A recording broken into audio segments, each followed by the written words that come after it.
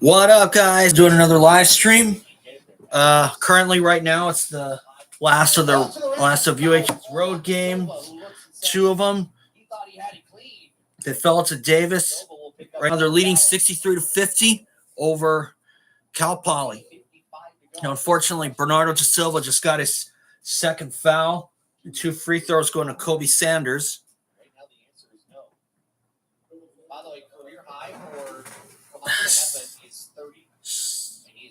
Skylar, the Virginia ceiling fan collector. That's something. What's up? Kobe Sanders with 2 free throws. He makes the first. Does he make the second? Looks like it. Yes.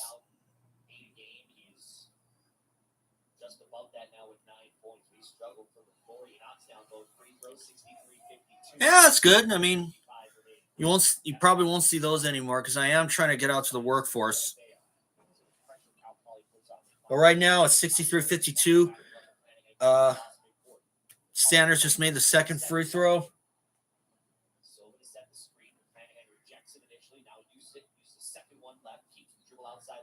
But if you remember the last live stream that I did regarding Cal Poly, UH jumped out to a 16-0 lead, only to go completely cold after that.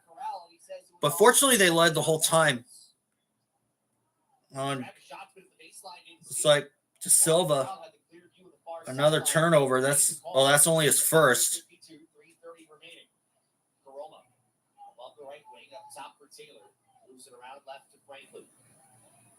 Listening to ESPN Honolulu on the computer.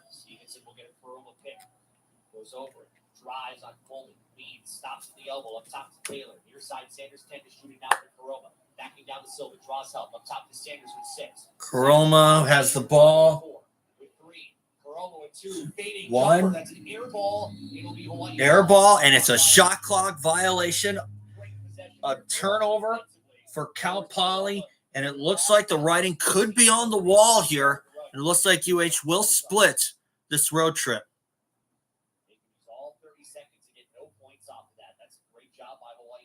Very good, yes. It's another shot clock violation. That's number 2. Turnover number 2, rather, on for Cal Poly. That's only their second turnover of the half, I think. Although live stats says it only has 1. But UH has done well. They had 4. Oh. No whistle, and here comes Cal Poly. Sanders racing ahead, finds Franklin. Was blocked by Kobe Sanders on McClanahan layup. Against Coleman, leads in low block, 82 off the glass. No, they're going to push off on Karoma to foul. And a fist for Coach rounding up. Seeing how big that play was. Not just from the defensive end. So foul on Ali Mami Karoma. That's number 2 for him. 2 free throws for Samutsa Avea. Hauula native. 2 free throws here for Samutsa Avea. I'm going to give my 2 cents on the Davis game afterwards, but it was not a good game overall. I'm going to say that right now. Avea's first one is good.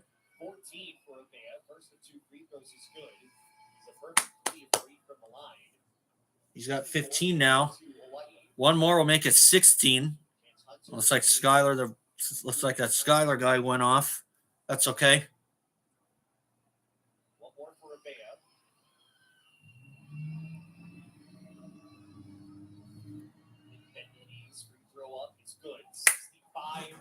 65-52 UH. Avea 2 for 2. 2:17 remaining. Sanders off the Karoma screen. Dribbles inside the arc left. Looks for Stevenson. Finds him between the rings against Coleman. And a foul away from the ball. And Bernardo da Silva's fouled out. Oh, no. Another game where Bernardo da Silva fouls out. We're twisting up with one another in the low block left. And da Silva fouls out of the game. Silva finishes with 4 points, 3 rebounds in 23 minutes. Going 2 of 5. Not a good game overall for Bernardo da Silva. He only has 4 points, 3 rebounds, 1 assist. Karoma at the line, 1 and 1. front end of the 1-1 is good. 65-53. Yeah, Kuroma is good. I mean, Kuroma is good. He's proven to be a good shooter from three when he can be.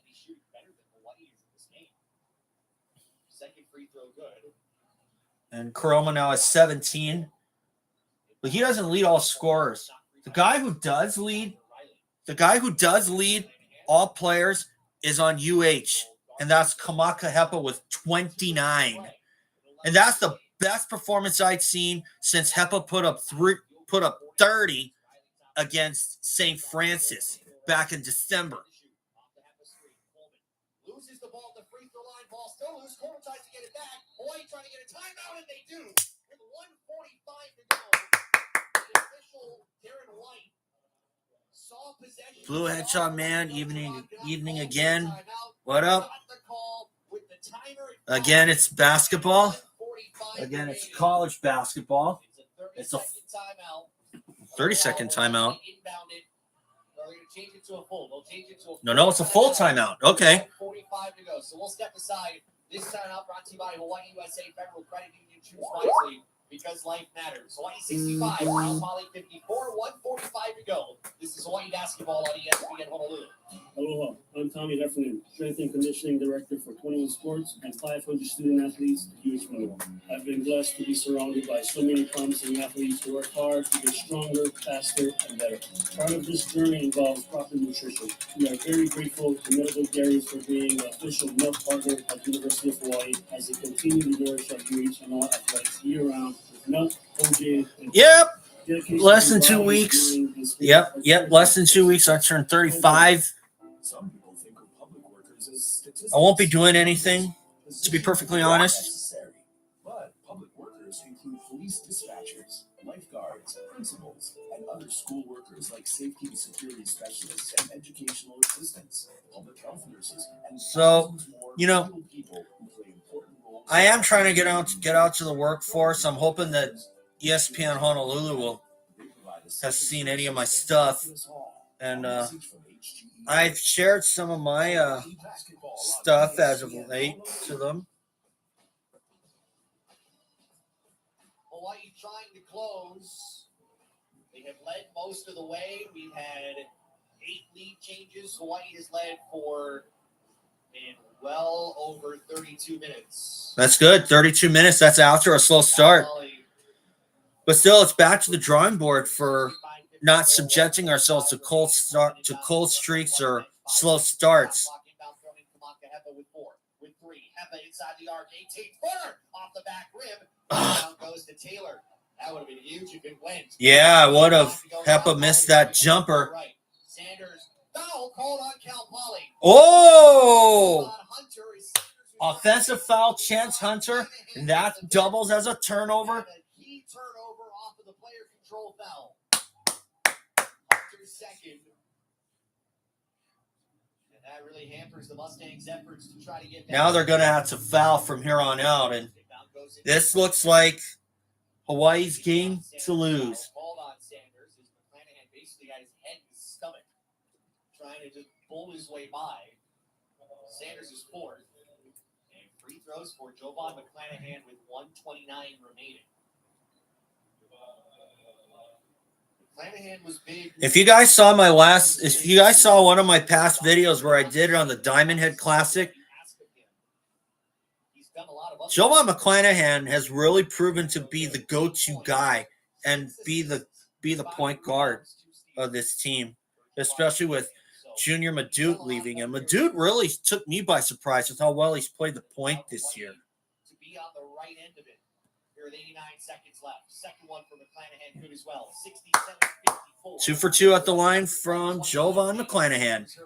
He has 9. Baseline spins, finds Hunter, right wing for 3. That's off the back rim. Rebound Noel Coleman. He's going to bring it ahead. He's going to hurry up the floor. Finds a bear running the floor, and he misses the dunk off the right side of the rim, but he's bailed out by a Hunter foul. That's number 3 on Chance Hunter, and that means 2 shots for the local kid, Samuta Avea. He's from the North Shore. He's from Haula.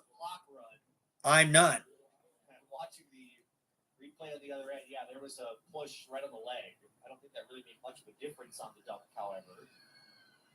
Avea's first of 2 free throws off the left where it falls in.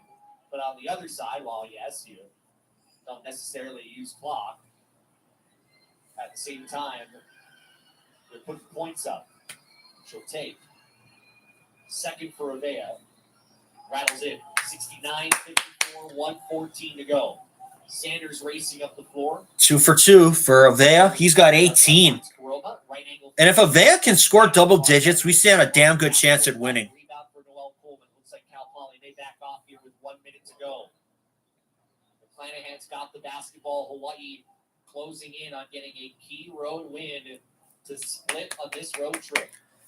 I would like to see them come away with 2 road wins before the season is over. I hope that they can. To Hepa 3. Misses off the left Nope. rim rebound. Hunter. 41 seconds to go. 69-54. Hepa 1 point shy of matching his career high.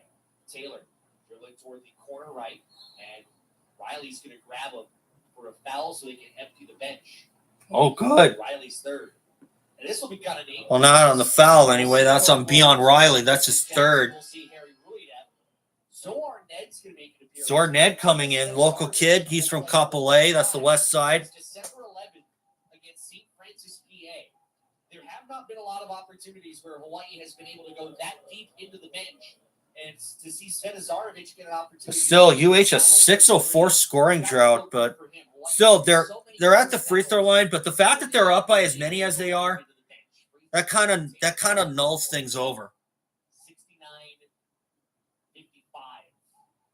So Williams, Jackson, Ruidat, Svetizarovic, and Zohar Ned, the 5 on the floor. Second one good. 69-56. 3-second difference between games. It's looking good. Inbound. Stevenson saves it inbounds on the steal. Finds Hunter. Oh, no. Out up top. Sanders for 3. Misses off the backboard. Nope. Rebound tapped off the backboard. Won by Ruidat. He will give it up to Justice Jackson. And Jackson's going to get it across midcourt and just hold on to the basketball. Cal Poly won't. So, unfortunately, UH will end the second half on a 637 scoring drought. But you know what? Considering that they're up by that they had a big lead, and it wasn't, and their lead was not really in danger, I'm going to be very proud of them, and I'm definitely going to say that completely nulls things over. In the Big West and tighten up that log jam that you got right now in the middle of this conference. This conference has gotten wild, and while this win isn't necessarily one of those you would consider in the surprising category, you got to win the ones that you're supposed to get, steal some here along the way. This would be one that you would consider on the win the ones you're not only supposed to get, but need to get category. Absolutely. Tonight. Also important, because looking at the rest of the Big West, look at the top, UC Riverside falls, UC Irvine falls, and UC Santa Barbara is 12 seconds away from losing, trailing CSUN 70-67. So again, as they say, Wow. Who would have thought? CSUN could very well upset Santa Barbara. Celebratory mood. Win the ones that you know you need to get. And even though it's on the road, this was one that Hawaiʻi felt for sure that it needed to get tonight. And it did. Rainbow Warriors 69, Mustangs 56. We'll come back with our post-game wrap here in just So we win it 69-56. Hawaiʻi over Cal Poly. I'm very proud of them. I sure hope that they'll be able to get something started here, because UH has not been putting a lot of stuff together. They haven't really put together a win streak of 3 or more since the opening part of conference play. Well, actually, it was 7 points. Actually, 13, because UH won at 69-56 because but they did well. But did I predict that they would win Cal Poly? Yes. Did I think they would win against Davis? I actually did not think so, because the last time that they went to Davis, it turned out to be a bad one, because they built a 14-point lead and saw it disappear after Davis came roaring back on a 20-3 run on a road trip last season that I thought UH would have split at worst. But give them credit. I mean, Davis, they had Ezra Mannion last season. He transferred to Vanderbilt.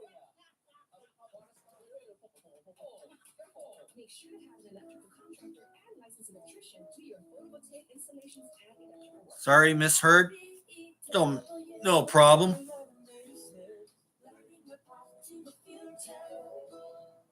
The last time I did a live stream with a road game, it was at Riverside, and it turned out to be an exciting finish. UH managed to win it.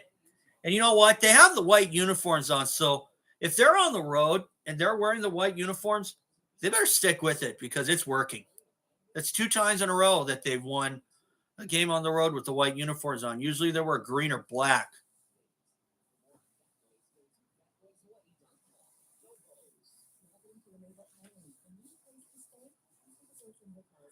Anyway, guys. UC Davis was not a very good game overall. UH actually jumped out to a 9-point lead, but once Davis took the lead, they never got it back again. And for you to give up a 9-point lead, and if you think it was because of the cold streaks that the University of Hawaii has gone under, you'd be right. They didn't score a bucket for the last 5 minutes of the first half. 5 minutes plus. And although they ended this game on a 637 scoring drought, they got to do something about it. I mean, yeah, they got to do something about the 637 scoring drought, but considering they won by that much, that nullifies everything. But obviously, do I feel like the momentum from the Diamond Head Classic win has gone away? No, not really. But, I mean, it does kind of look it, but I don't know. I still think that this team's got something in them. And they certainly did themselves some good with this win. Because obviously there are sometimes you lose the ones that you should have won, like they did to UC Santa Barbara off an A.J. Mitchell layup at the end.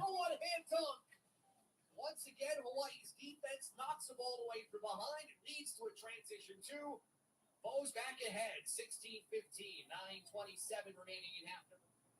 I didn't listen in the first half because I went to church. Was right in it with Hawaiʻi in the early portions of this game. It's long runs there in that first half.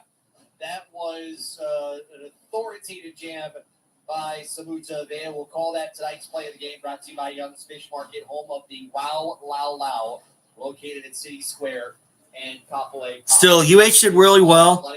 5 turnovers in both halves. Although Cal Poly won the turnover battle in the second half, they had only 2.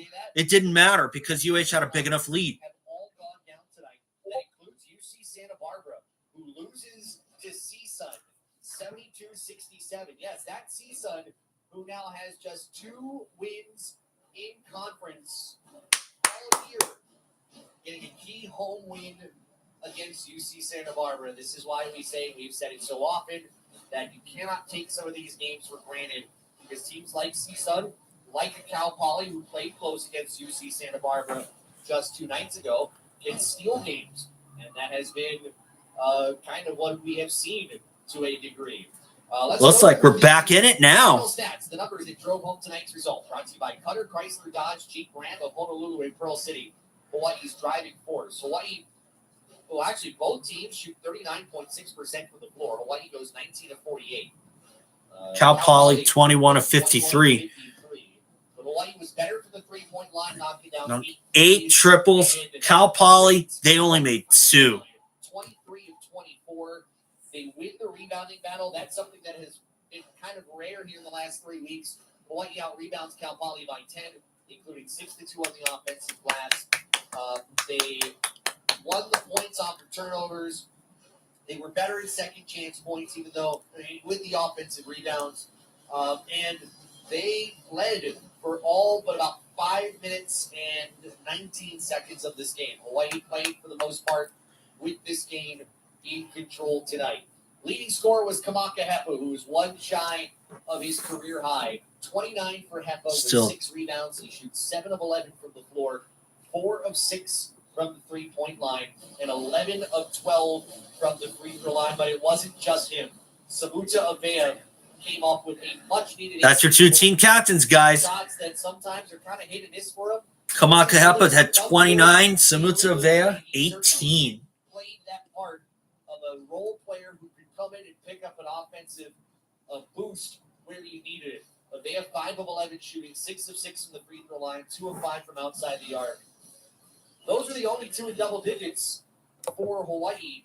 9 for Jovan McClanahan, 7 for Noel Coleman, 4 for Bernardo De Silva. Only 2 points from the bench.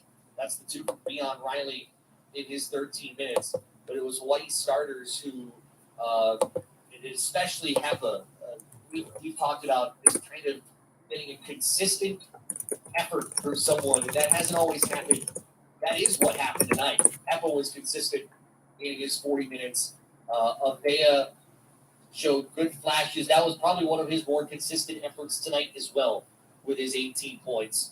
Cal Poly goes 2 of 13 from outside the three-point line, 15.4%, 12 of 13 from the free throw line. Alamami Kuroma started well, 17 points, 3 rebounds. He goes 6 of 15 from the floor. It was difficult for him, and he hit the team's first 7 points. And then was kind of here and there the rest of the game. 12 for Brantley Stevenson. He finishes in double digits for the, I think now, 5th consecutive game it is. Wow. He has really been an emerging force offensively. Now 6 consecutive games for Stevenson in double digits. He's been an emerging offensive player for a team that has really, really struggled to get anything offensively. And he has been of help. He's kept Cal Poly in games the way he has been producing offensively. He had 4 rebounds, a couple of assists, a couple of steals. He played all but 1 minute. That was 5 to 10 shooting. And then Kobe Sanders, a lot of what Sanders did came late. Sanders goes 3 of 11, 10 points, 0 of 4 from outside the yard, 4 of 4 from the free throw line. Cal Poly only had 8 turnovers to Hawaii's 10. Did have 7 steals. Did outscore Hawaii in the paint 30-18. That's been kind of a common theme here. Yeah. 1 more fast break point, 12-11. Bench points, 7-2. That was really not a number that was significant here at the end of the day. But really, Hawaii, for the most part, started out well enough. And despite a little bit of a back and forth in the first half, Hawaii really ended strong in the first half, carried that into the second half, and finished strong to earn the win, 69-54. Our postgame wrap is brought to you by Cutter Ford IDEA. When you make the deal, we'll talk with Coach Iran Ganat in a little bit. We'll name our gold factor of the game, or our gold star, or gold standard player of the game, I should say, coming up. We'll go through the Big West scoreboard. And you know, guys, I've been saying on my videos that UH had to really do something about those cold streaks. They took a step forward tonight, even though they did end the second half not scoring a field goal for the last 6.5 minutes plus. But still, the fact that they were up by as many as they were, that kind of nullifies everything. But they're a good defense. But University of Hawaii is a very good defensive team, and that certainly kept them in the hunt. And if you can at least win all your home games and at least split on the road, you stand a shot at winning it. And UH has not won the Big West since 2016. That was the only time that they won. So obviously we're coming down to the last few weeks of the conference season. I definitely hope that this will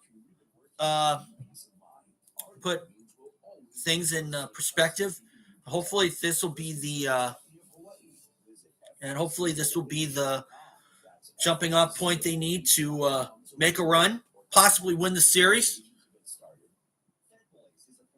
And especially with CSUN downing UC Santa Barbara, holy shit, that's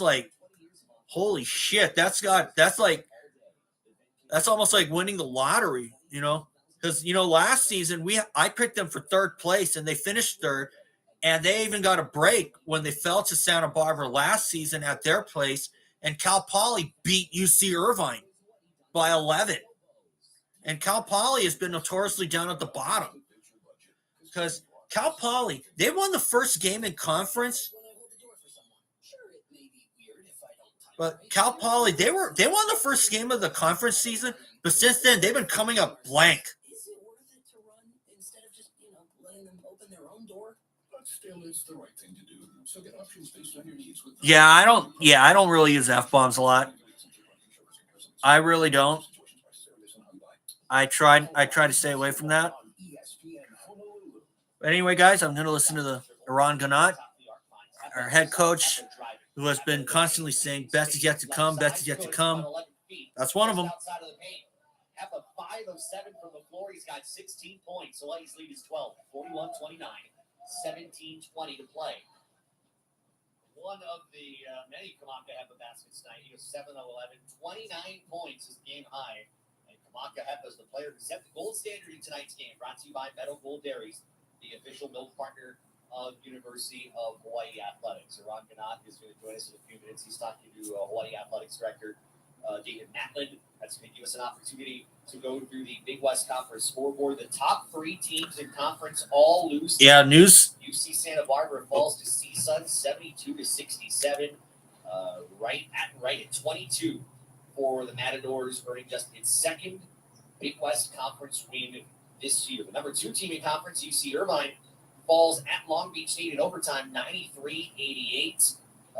Larissa Traore, 16 points. 20 rebounds. Damn, 20 rebounds. And, the number 3 team in conference, UC Riverside falls to Cal State Fullerton, 64-58. You can put that on whichever way you want. So the top 3 teams in the Big West lose tonight. We'll pause for ID in a moment. Coach Iran Ganat joins me now here at our broadcast. Here we go, guys. I know this win was important, really, as a bounce back from Thursday. You really challenged this team to respond. How well do you feel they did respond? Great. I mean, the energy to start the game, I thought we played right for a lot of the game and had a little bit of our competitive spirit back. We got to get back to where we were and then beyond. First, we got to get back to where we were. So today was just a step. You know, being able to say again, we held them to 39% from the field, 50% from three. We have been saying that for a 20-game stretch. That hasn't been happening for the last several. So, and plus 10 on the boards. And I thought we moved the ball well. We got some good looks. We missed some good looks.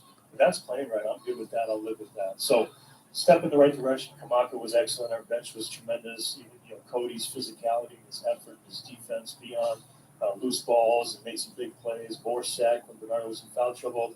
And the guys who weren't in there were really engaged. So, today was a step. That's hard to do. This is a team that's played a lot of teams close, as you know. They had the Davis team that beat us the other night. They had them down 13 with 3 or 4 minutes to go. They had Santa Barbara down the other night. And so, I'm really just proud of our guys because I know how badly they want it and how hurt they are when we fall short. But they control what they can control and got back to work, and they deserve what they got. Hepa finishes one shy of his career high with 29. What did you see that made him so successful tonight? His aggressiveness. I think his engagement. I mean, he's a heck of a player. It's hard to keep down. Like I said, people have been really targeted in Kamaka and Noel. Noel's time's coming too. Those guys got to continue to stay at work and engage. They do because they got such great character. And then we fed off it. We did a good job. One of the big things has been, okay, we know you can shoot a shot well tonight, but you got to get on the offensive boards. You got to get in transition. You got to get to the line. He shot more free throws today than he has all league, I think. And he's an excellent free throw shooter. So that was really good to see. And for Samuta Avea, we know offensively he can be a heat check kind of shooter sometimes. And some of those shots were falling, but some of those energy plays from him were so crucial. Yeah, he stepped up defensively. I mean, they do a lot to post their wings, and he did a good job overall in the game. He gave us an aggressive mindset too. He was a great leader, great teammate all day. Like I said, you got to put yourself in a position where you deserve it, individually, collectively, and they did. And I'm happy for it. It doesn't always go your way, but I'm really happy for them for doing the prep work. I think one of the areas of great improvement also is on the defensive side of the ball. I keep thinking of at least 3 different plays in the first half where you've got a defender behind an offensive player knocking the ball free, leads to a fast break bucket or leads to a foul. Usually, a lot of times starts with the scouting and the players listening and paying attention to that scouting and implementing it. It seemed like that was on point early. Yeah, they were locked in, and it always starts with them, to be honest. They make us look good. And, we got great guys, and they were really – it was, it's not like we've been off, but we've been off the standard we're setting, and it's been exposed. And teams are playing hard. We got a lot of good teams to be coached in our league, but we need to get better when we were doing well, you have to get better. People are coming. And that's going to be what separates people right now. Who's going to continue to make improvements? So, it was nice to see Cody give us a lift. One of the big plays in the game is we had to switch because of the screen was set so well. And Cody took on their 7-footer and blocked him out. And that fight resonates with us. My last question goes back to something you said right at the very beginning. You talked about needing to get where you were and beyond. You said today was that step. How big of a step was that? And what to you is that next step? The next step is the consistency with what we did today, again, defensively and on the glass, and bringing the offense. I think in the last couple of games, the offense is coming. And I think today, you have the extra pass, inside-out plays that we have, and we missed the shot. I think that, I'm clapping. I'm like, that's our bringing the basketball again. Inside-out, sharing the ball, just like we do defensively. We're connected on the boards, connected defensively, connected offensively, connected on the bench. And so it's not easy, but I'm not going to sit here and say we're back. I'm going to say we took a step, and to be honest, we have to get back to where we were and beyond. Beyond is the goals that we have, or we have to do better. Top 3 teams in the conference lose tonight. Hawaii wins, and that's what's most important at this stage of the season. Coach, safe drive down, and we'll see you on Thursday. Appreciate it. Look forward to seeing our fans on Thursday. Thank you. All right, that's Hawaii head coach Ron Gennett joining us here on our post-game wrap. And we mentioned those scores. That one other game that we were talking about. We'll just go through the whole list of scores right now. Long Beach State 93-88 in overtime against UC Irvine. Cal State Fullerton 64-58 over UC Riverside. Watch for the Titans, who are now 7-6 in the Big West. CSUN 72-67 at home over UC Santa Barbara. The upset of the year so far coming from the Matadors. And then the game in progress right now, 107 left in overtime. CSU Bakersfield. McGee's got 25 for them. They've got a 68-64 lead on UC San Diego. So the standings in the Big West, it's not necessarily messy. It just, for those teams at the top, you hope that you have games where you can inch out your advantage and hope the teams right below you lose. And in this case, that's not necessarily the case. Hawaii tonight moves into a tie for third place in the Big West, a game and a half behind UC Santa Barbara, who's at 9-2, UC Irvine at 8-3. All Hawaii, UC Riverside, and Long Beach State, all 3 of them are at 8-4, a game and a half back of UCSB and UC Irvine, and then it's tight after that. UC Davis 2 back, Cal State Fullerton 3 back, and then there is a little bit of a drop off behind that. And every game from this point becomes very important. As we said, at some point in the second half, we said that Hawaii's next 5 games, 4 of them are against teams they have beaten. The only one they haven't is against Cal State Fullerton. UC San Diego with a great score on Thursday night, 7 o'clock at Simplify Arena at Stan Sheriff Center. And then the follow-up on Saturday after that thrilling overtime game, which was an unfortunate loss for Hawaii against Cal State Fullerton. That one seems to weigh really, really large in the standings. Fullerton can beat just about anybody. But as we've heard, so can Hawaii.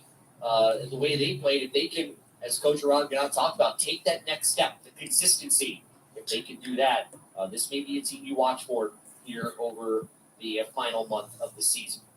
That's going to be it for us. Don't forget right now on our sister station, CBS 1500, Rainbow Wahine basketball against Cal Poly. Dave Kawada describing the action right now. You can listen to it over there and on the Sideline Hawaii app. And again, we'll be back Thursday night from Simplify Arena at Stan Sheriff Center. Our coverage begins at 6 with Rainbow Warrior Countdown presented by the Waikiki Malia by Outrigger.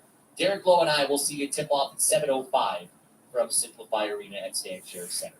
For Elizabeth Stacy, for Keegan Ota, for Gary Dickman and Jerome DeRosier, I'm Josh Pacheco. So long from San Luis Obispo. This is going to be a fun ride for the next 3.5 to 4 hours from here down to Long Beach before the team flies out tomorrow. Better to ride off the win. End of the stream? Not necessarily yet. I actually will be giving my 2 cents on the Davis game first before we end it. Hawaii wins it 69-56 over Cal Poly. This has been Rainbow Warrior Basketball on ESPN Honolulu. Until Thursday. Good night, everyone. Okay, that's it for the radio broadcast.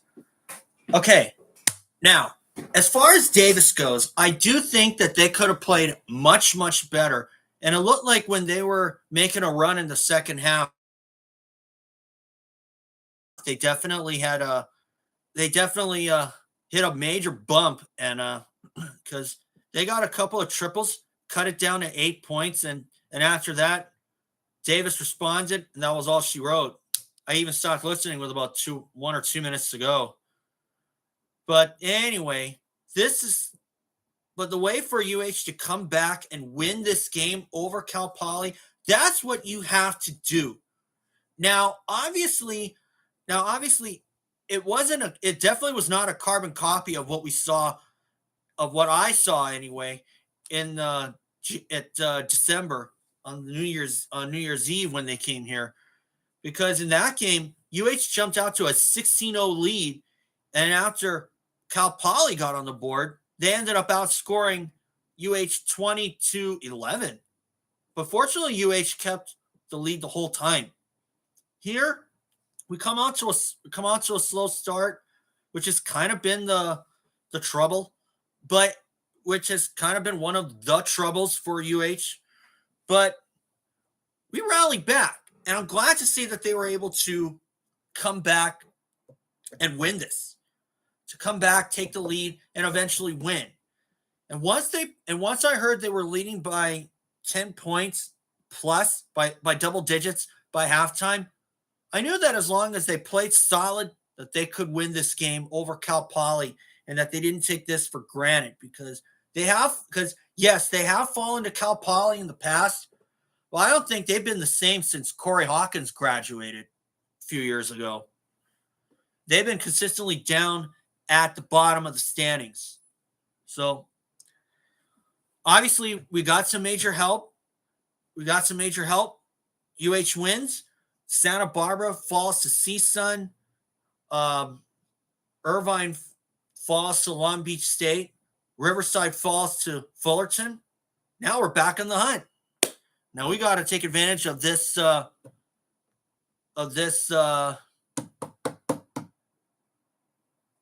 got to take advantage of this gift that's been given to us.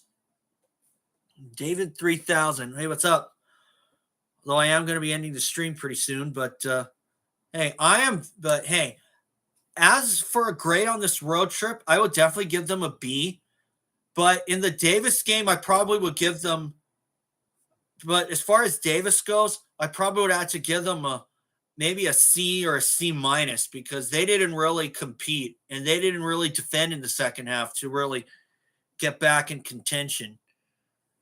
But anyway, but so far this season has gone almost exactly how I predicted, because the only anomaly so far is that they actually flip-flopped some results.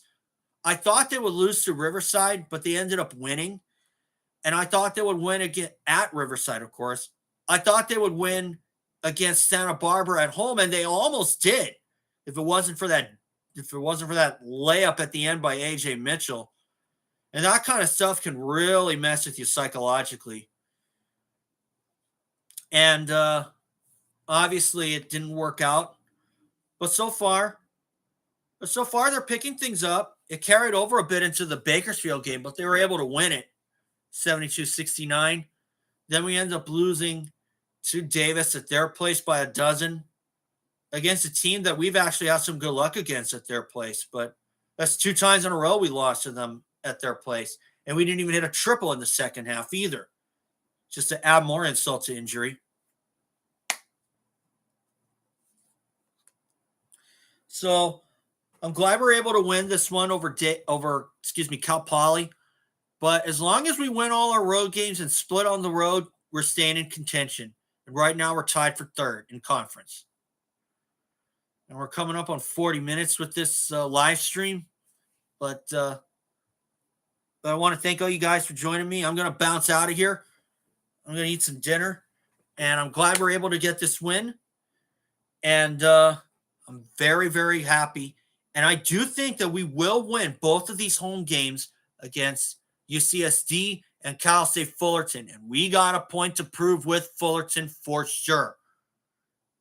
I'm going to say that right now, because we lost to them in overtime on a game that we should have won, but they didn't. So anyway, guys, later.